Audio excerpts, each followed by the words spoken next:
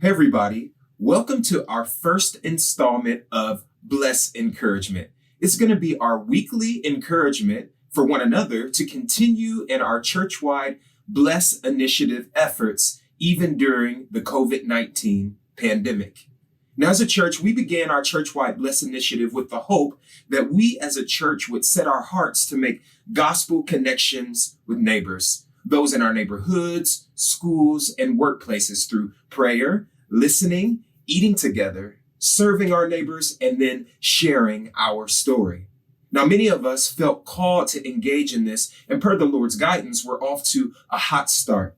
However, for many of us, things have cooled because of the coronavirus. Now, loving our neighbors in a time of restriction can be hard, but in spite of what's happening around us, I want to encourage you now more than ever to pray about how you can connect to your neighbor to share Christ's love.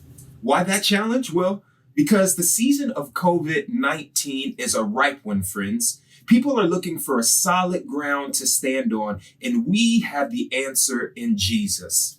I invite you to consider these actions during this stay-at-home order.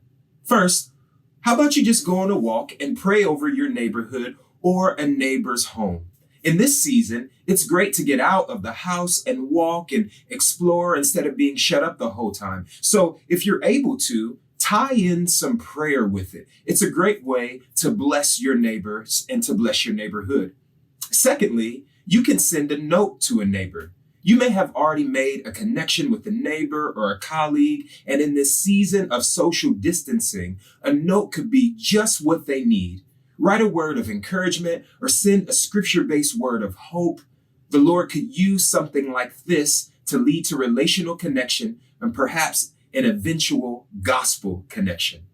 Friends, God's love fills the earth. It's never ceasing. Let's be an extension of that love. Let's be an extension of God's love.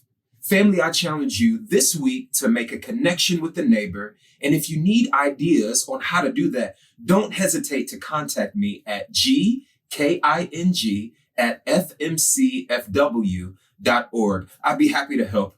Let's continue to pray and engage in a blessed lifestyle. I'll see you all next week.